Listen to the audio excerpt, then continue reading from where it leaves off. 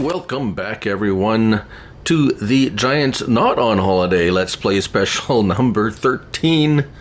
My orangey senses are tingling is going to be the title of this episode, and some of you may or may not be familiar with this little fella here, the Seria Pro Active.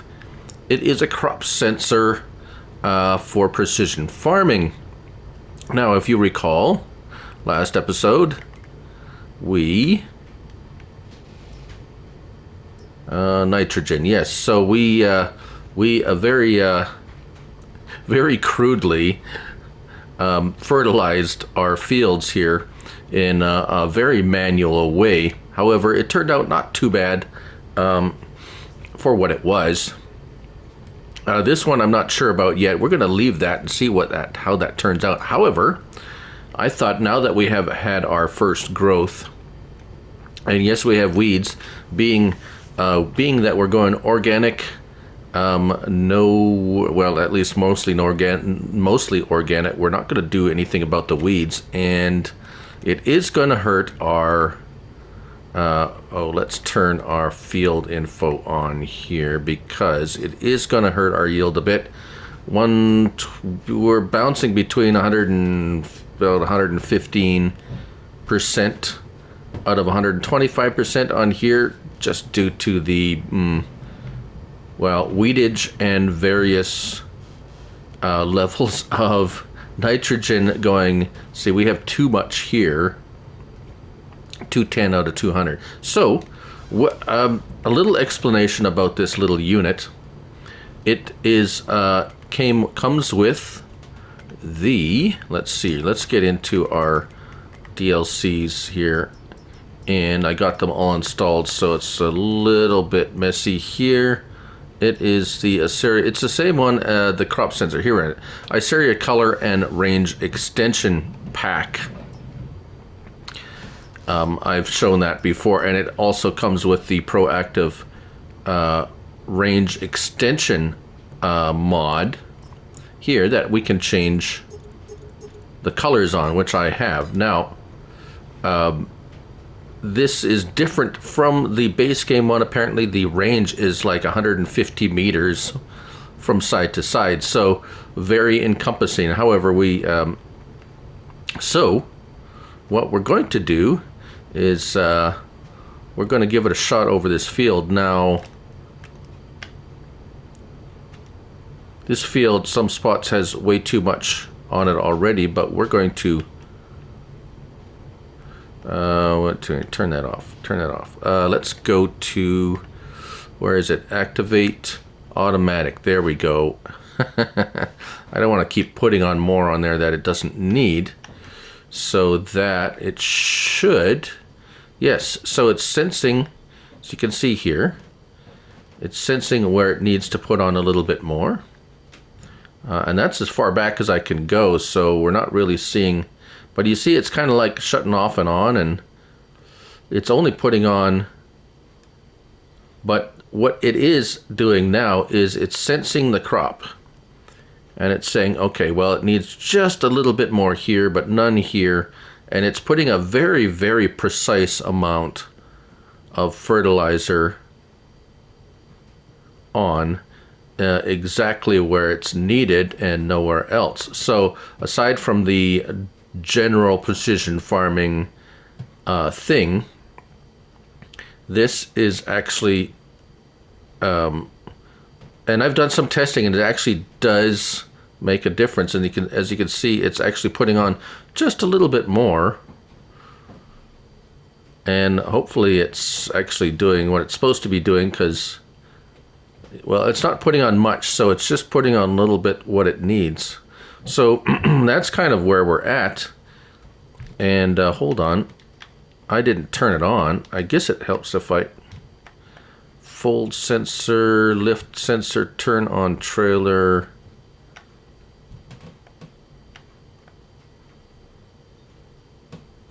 The crop sensor is supposed to turn on. There we go. Now, see, oh my goodness. It's like, oh, look what we're doing, and I didn't even turn the damn thing on yet. Yeah, so now it's turned on. So now it's supposed to do that. Before, apparently before it wasn't, even though it was still kind of acting like it was. Yeah. At least I kind of can see where I've been going with all these menus. Let's see, let's turn off.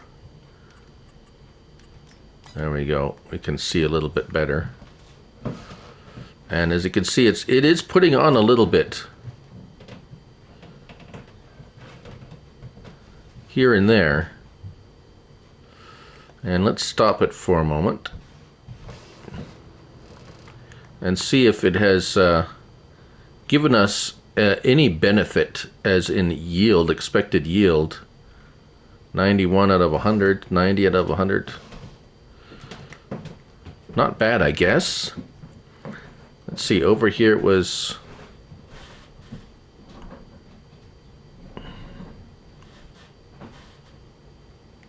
113. I guess with the weeds on there, that's about as much as we can expect. But there we go. This guy seems to be pulling it along okay. I was kind of worried it's going to be a little bit small. So, anyways, whilst I'm doing this, I thought we'd talk about seeing if somehow we can make our own slurry without having animals. Because this is a non-animal let's play. I just don't want to deal with the animals. So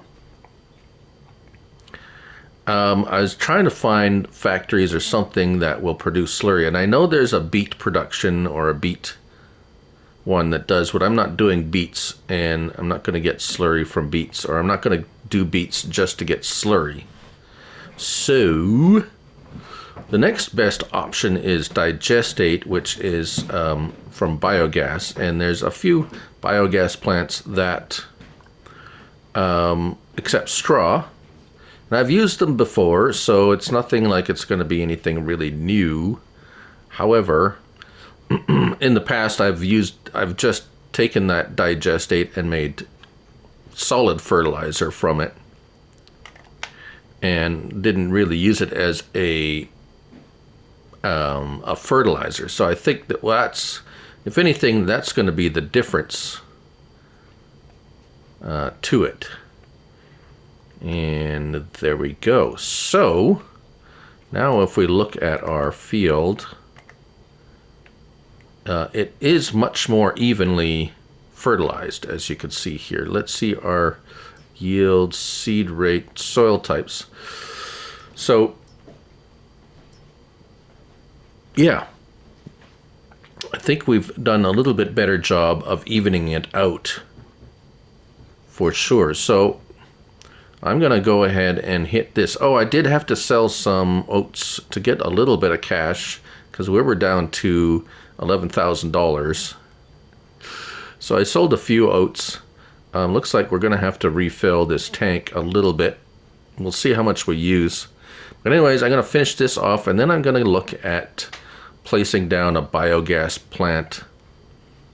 And that's pretty much it for this section of the video, because we're going to finish fertilizing up, and then it's going to be harvest, and then the straw, and what we're going to do with the straw, and we'll see what we're going to do with the manure.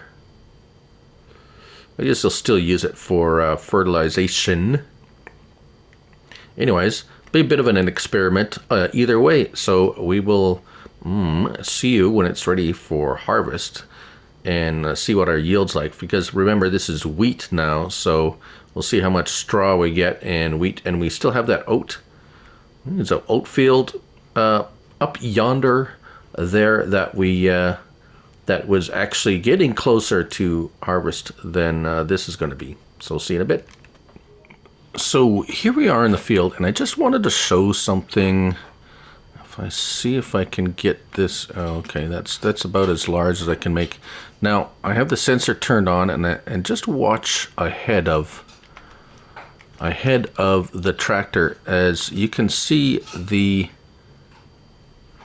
color changing ahead of the sensor, so it's actually sensing the crop, saying it's much more sensing what it needs. What it's doing is it's because now it's grown a little bit, it senses the crop. It's basically reading the leaves and saying, okay, it's going to need a little bit more here and a little bit more here, and you can see the color change in front of the sensor at times where it's actually sensing. So it's giving an even more precise sensing and accurate, although weirdly enough that one spot there still red for some reason. Now if we come across here, I wonder if you can see it a little bit. Yeah, it was showing up a little bit better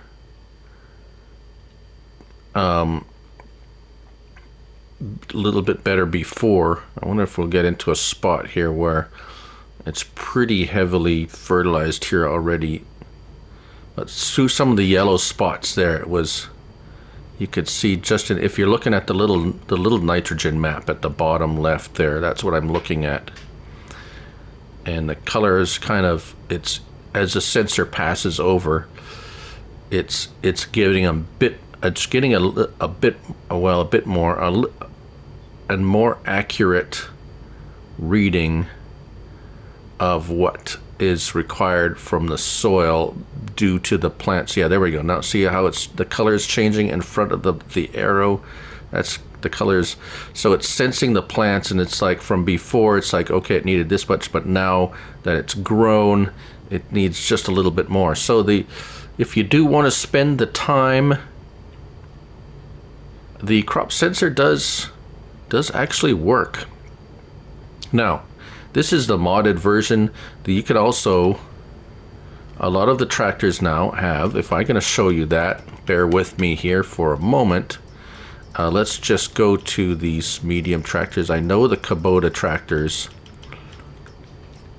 have the option for the Aceria Pro, so you could put that on actually, and it's built into the tractor. You don't have to have it as a front mounted unit. So in this case, you can actually just have it attached directly to your tractor, and it will work the same way. So I didn't do it on this one because, well, I wanted to try if I was going to do it, and I'm doing it with this one. So we're almost done here, and so we'll see you when we see you. All right, so we're still doing it. We're here on. I thought I had a little bit of slurry left over, and thought I'd just take a swipe through our field that we did. And this is much more of a graphic. It looks like there's like a wave pushing ahead of the tractor. As you can see there, the color is kind of changing. It's like it's pushing through, creating waves through the water or something like that. It's very kind of neat.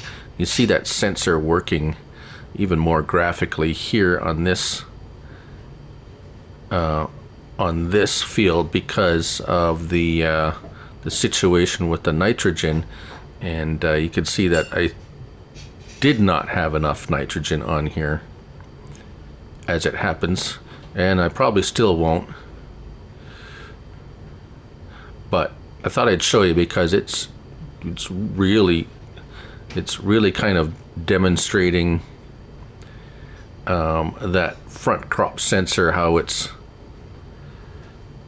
like sensing more accurately than just the basic. The only thing with the crop sensor turned on is it restricts your speed to 11 miles per hour max, no matter what kind of implement you have on behind it.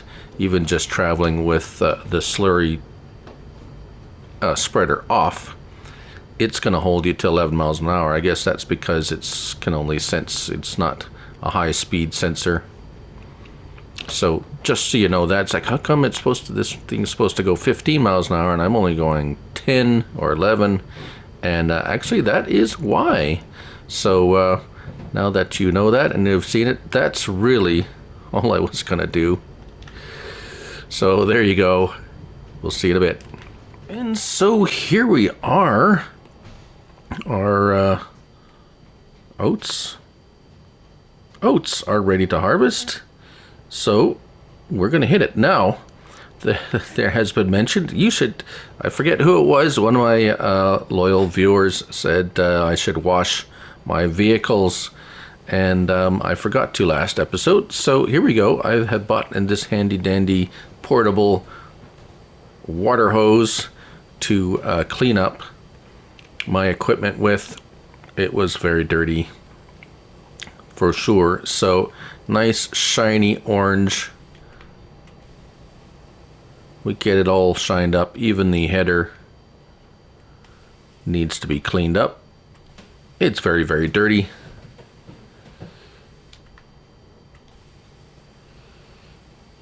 And we'll do that, and then we'll get to our oat harvest and see how that goes.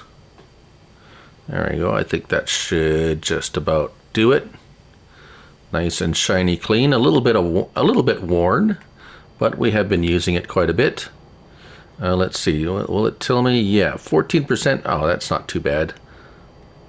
20% damage. We should get it repaired sooner rather than later. 23%, 123% out of 125. That's pretty darn good, I think. But of course, there's no weedage here. Weeds do impact yield. So this is probably going to be the best yield we get off of this field, organically speaking anyways. And let's get that, need to unfold, oh, well, fold it. Yes, there we go, of course. Let's get this set up here and get going. Right, are we going to drop? Yes, we're going to drop some straw. That's what we want. So I've decided we're probably going to go. We are going to go with a biogas plant. I have picked a couple out. I'm going to take a look at them once we finish up this field. Shouldn't take us too long, and we're going to pick up the straw. And I have an idea, anyways, for moving forward with what we have. If you recall, our manure production is excessively fast. One sleep, and all that straw we had in there converted over to manure. So we have an excessive amount of manure, and well, I have an idea, and I'll explain it once we come back here. But this is what I'm going to be doing here. So we're going to do this. You've seen this before. We will, once we're done here, I don't think, yeah, we're not going to get a whole lot off this field, as I can see here. It's not a huge field, and we're getting some good straw, though, it looks like. So straw yield will be good. But actual crop yield, I'm not going to fill this tank up. So the trailer going to stay here with to pick up the straw. I'll just drive this back to the silo and empty it out directly from here. And then once we got the straw picked up, well, once we got the straw picked up and back at there, we're going to place our biogas, and I'm going to tell you my little plan moving forward. All right, so here we are, and I probably think maybe this should have been the thumbnail, but it's You may be wondering what is going on here. Well, we're planning to pick up the straw, and if you recall, the 500,000 liter trailer configuration was problematic. It wouldn't fill all the way up. And this, if you may recognize, is the Global Goods Transport pallets by A2 Studios. And I have several here. Now, what's going on here is this is something I dreamt up when these first came out. However, unfortunately, when these pallets first came out, if you got more than two of them together, it would crash my game, and it was a bad, serious problem for a little while. But now, obviously, not a problem. Now, is this going to work? I don't know, because this is the first time I'm going to try this. Now, what I've done here, if you notice, also David has added, A2 Studios, has had an auto load and a discharge side to these pallets. And if we can get up here, and well, anyways, let's just unstrap one of them. They're a little bit fidgety on this transport, and I can't even pick this up right now. Weirdly enough, let's just strap it down again. So I have arranged them that the auto load side is pointing forward in the discharge, so when this is getting filled up, it will automatically transfer to on down the line and fill up the back one as it goes forward, right? So it's like going downhill. It'll fill this up, and the straw will travel downhill till it gets to the last one. Now, I've had these all set to the Unreal 200,000 liters, so by my count, I think I've got 8 of them here. 1,600,000 liter capacity we have here. Yes, 1.6 million liters. Oh boy. It seems the machine seems to recognize them as it is pointing towards them to fill them. And yes, indeed, we are filling them, and it seems to be having no real problem with it. Now, will I get 1 million liters of straw off of this field? I doubt it. And how are we going to unload? That's also a good question. It might be a little bit of a... These things don't unload very fast. However, I can just set it down and it'll kind of automatically unload. Looks like it's filling up the second one, but that's okay. Now, of course, you could set these up on a smaller trailer. I just kind of overdid it here just to be ridiculous. And so far it seems to be working okay. I'm just going to keep it like this, actually, until... because we're going to have the 3 other fields with straw on it. And we'll see if this remedies our issue with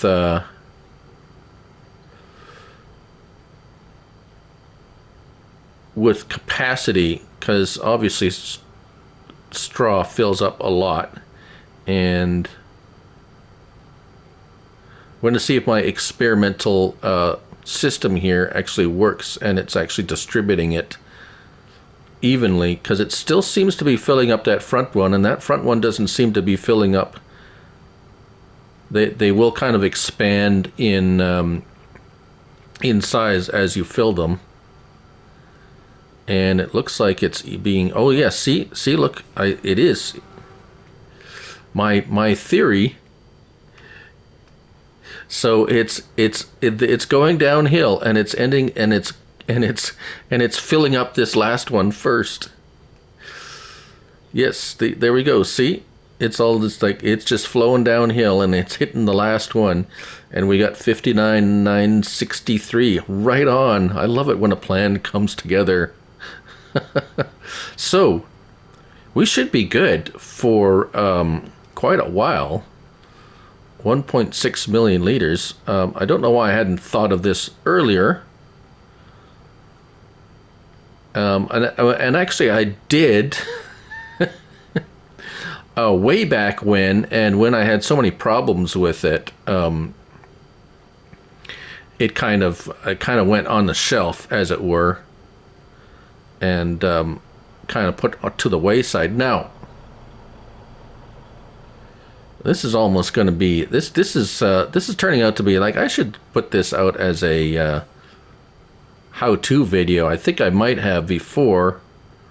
I might do it again because this is pretty neat, even if I do say so myself, and could solve a lot of problems for a lot of people collecting straw. Now, yeah, that's quite a bit. I'm not even sure. You could probably even stack them one on top of each other and kind of just really go totally nuts with it. But like I said, unloading is probably going to be, well, it's not going to be a problem unloading them. It's just going to be, will I be able to unload it from the trailer, or will I have to take it off the trailer? I don't know. We will get to that bridge, or we'll cross that bridge. We'll burn that bridge when we get to it. But anyways, this is already working way better than I had hoped. And so I'm going to carry on here, and we're going to see what we end up with actual. Now, you can use any any low loader that you can strap these down on will work. You don't have to use the one I'm using. So anyways, I'm going to carry on here. This is actually kind of fun, knowing that I'm not going to be bouncing on some kind of half full trailer limit or something like that. All right, well, we'll see you in a bit when we're all done, and then we're going to talk about our BGA, because I'm going to set that up, and we're going to see. Yes, so that's what I said we were going to do. But this kind of came up, and it's like, oh, hey, I want to try this. And it works so fantastic. It's like, oh, my, that is good. So, right, we will see you when we're done this, which shouldn't be too long. And we'll talk about our BGA plant. And so here we are. It only actually filled the last one, so we have 200,000 liters in here, and 275,000 liters of straw just in the back too. As you can see, I've totally overdone it here. Now, talking about BGA plants, let's take a look at production in factories, and we have the standard in-game ones, which are so expensive. And then if we zip over to the end here, we have much more reasonably priced ones here that we can look at. Now we have the mini BGA, which is quite nice, small and compact. However, the capacity is not very good. Now we can go to, oh, that's refueling station. There we go, mini biogas.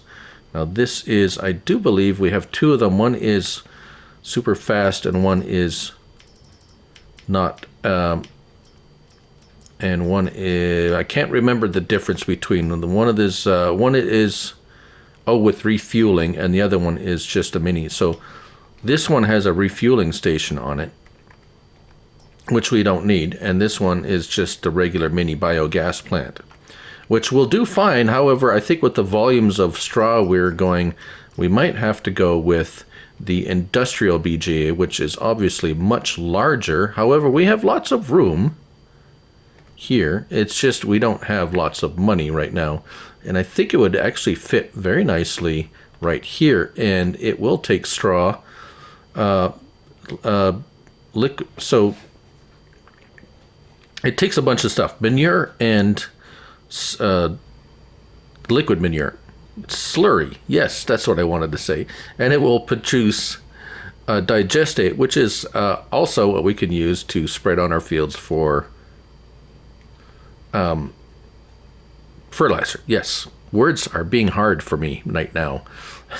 So my idea here is, since the slurry spreader on this is so efficient and wonderful, the manure produced here. So if you're going to look at here, we got 700,000 liters of manure, and we could use that to spread on our fields, and I think we probably will to a certain degree.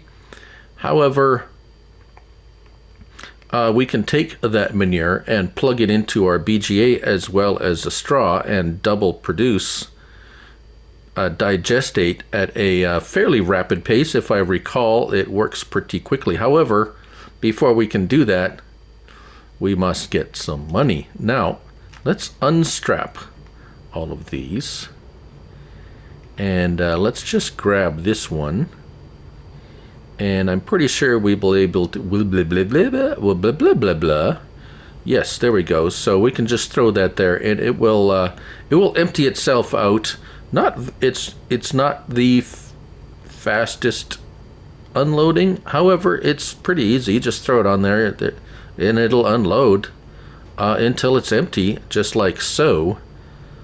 Pretty nicely. And what's really nice about this setup here, as I said, is everything continues to run downhill until it fills up the last one. So you're not like emptying individual ones a little bit in each one. They very nicely transfer all the way down to the back one. Now I'm going to save this one because we do have lots of manure. We don't really need to produce a whole lot of and see, it's almost empty, and there it is. It's empty, and we are producing manure again. So we're just gonna stick this back in here.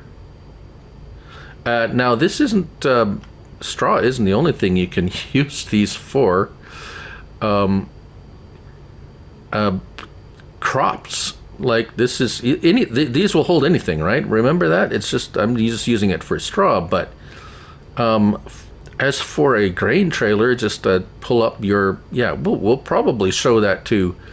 We just need to take this last one off. You know, we're just gonna pull it off and throw it down here. We got the 200,000 liters of straw there, and now we have an empty trailer of,